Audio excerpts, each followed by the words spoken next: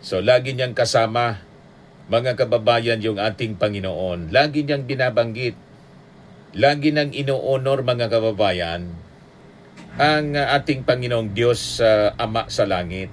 Yan ang pagkakaiba ni Trump sa ibang mga American presidents and leaders of the world. Bukang bibig niya ang pangalan ng ating Panginoong Diyos. O di ba? Mga kababayan, tama yung nasa Bible, if God is with us, who can be against us? At sabi natin, mga kababayan, America is being protected by God kasi binalik ni Trump ang pagbabasa at pag-aaral and prayers in the White House mismo. Dati wala yan dyan na panapanalangin. Wala nang acknowledgement sa Diyos ang Amerika.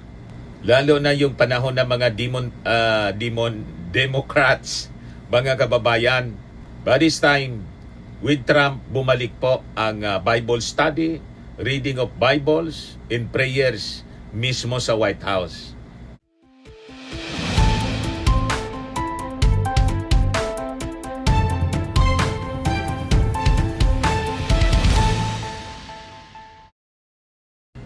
Tuwang-tuwa, mga kababayan, si US President Donald Trump. Matagumpay kasi, mga kababayan, na na-rescue yung piloto ng fighter jet ng Amerika na pinabagsak ng Iranian forces. Talagang ginagabayan ng ating Panginoon ang Amerika. Napakaganda yung mensahe ni President Donald Trump para sa Holy Week and Easter Sunday. Yan, sabi ni Trump, mga kababayan, to be a great nation, you must have a religion and you must have God. Di ba, mga kababayan? And this time, ito yung post ni Donald Trump announcing the successful rescue ng piloto. Breaking news yan, mga kababayan, sa lahat ng mga national dailies and television sa Amerika. Fox News, BBC, CNN. So sabi dyan, from President Donald J. Trump, we got him. My fellow Americans, over the past several hours, the United States military pulled off one of the most daring search and rescue operations in U.S. history for one of our incredible crew members, officers, who also happens to be a highly respected colonel and who I am thrilled to let you know is now safe and sound. Sabi, mga kababayan, ni Donald Trump. Sabi niya, mga kababayan, this brave warrior was behind enemy lines in the treacherous mountains of Iran, being hunted down by our enemies.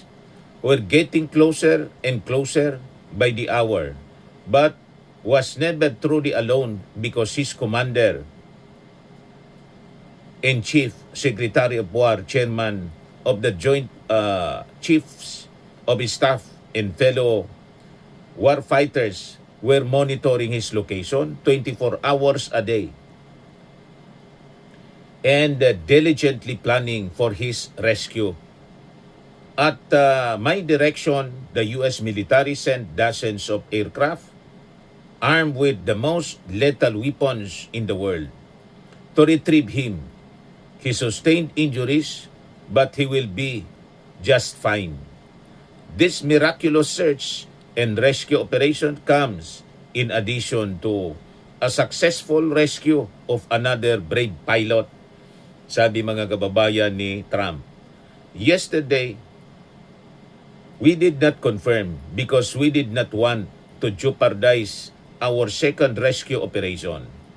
This is the first time in military memory that 2 U.S. pilots have been rescued separately deep in enemy territory. We will never leave an American war firefighter behind. The fact that we were able to pull off both these operations without a single American killed or even wounded just proves once again that we have achieved overwhelming air dominance and superiority over the Iranian skies.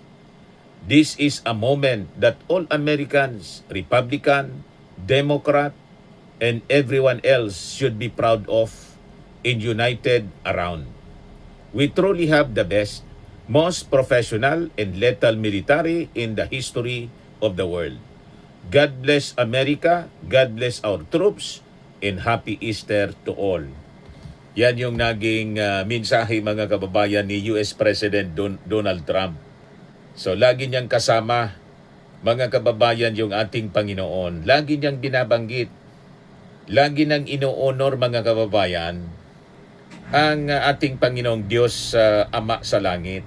Yan ang pagkakaiba ni Trump sa ibang mga American presidents and leaders of the world. Bukang bibig niya ang pangalan ng ating Panginoong Diyos. O di ba?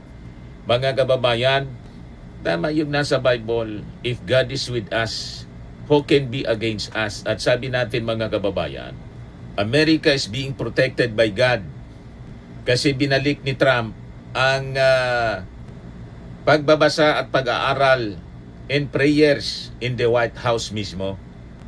Dati wala yan dyan na panapanalangin. Wala nang acknowledgement sa Diyos ang Amerika. Lalo na yung panahon ng mga Democrats, mga kababayan. By this time, with Trump, bumalik po ang Bible study, reading of Bibles, and prayers mismo sa White House. Sabi nga natin, if God is with us, who can be against us? At sabi ni Trump mismo sa kanyang Easter Sunday message, to be a great nation, you must have a religion and you must have God.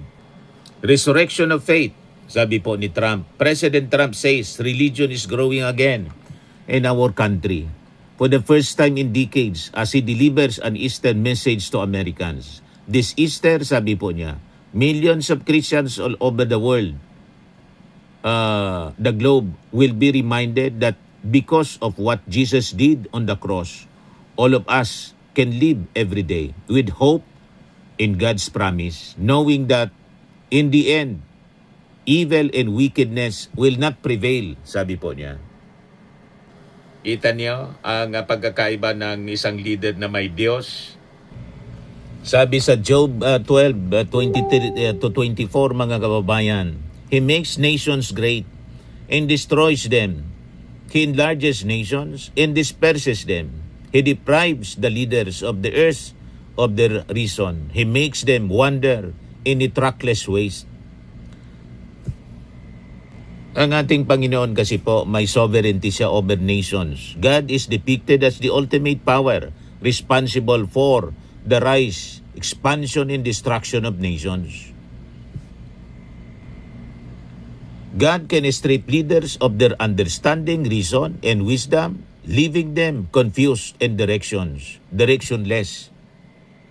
So nakita ninyo kung bakit ngayon ganito kalakas yung Amerika?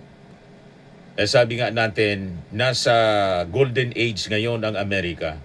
And after more than 50 years, nakabalik yung Amerika sa sa buwan, yung Artemis, mga kababayan, Artemis to, abang nakikipagira si Trump. Walang problema sa kanya na ituloy, mga kababayan, yung nasa mission to the moon. At ito ngayon yung latest ng ABC News. President Trump posts video of massive strike saying the attack killed many of Iran's military leaders. Sa report ng ABC News, President Trump posted a video to social media on Saturday appearing to show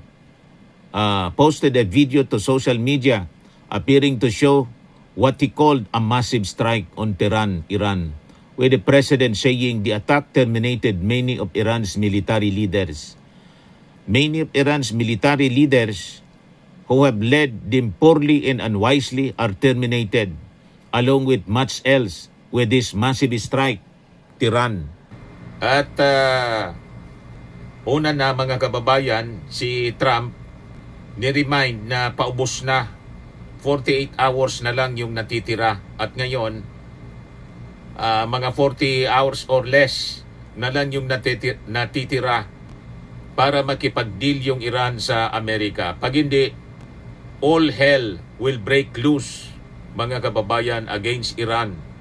At yung unang threat ni Trump is to send back Iran to the Stone Ages po.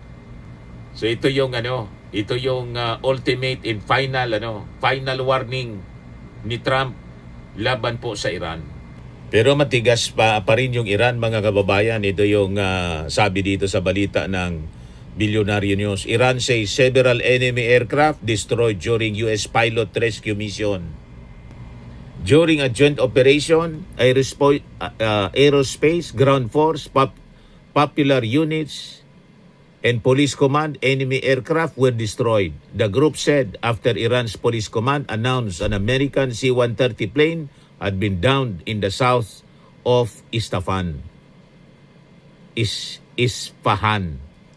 The spokesperson of Qatam Al-Anbiya Central Headquarters, the Unified Command of the Iranian Armed Forces, said the downed aircraft included a C-130 military transport plane as well as the Black Hawk helicopters.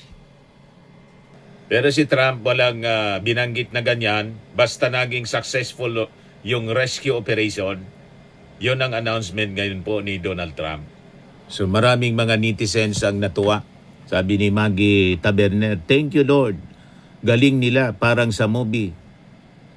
Julius Benavides, "The real behind enemy line." Sabi ng isa pa, few years, this will be a movie.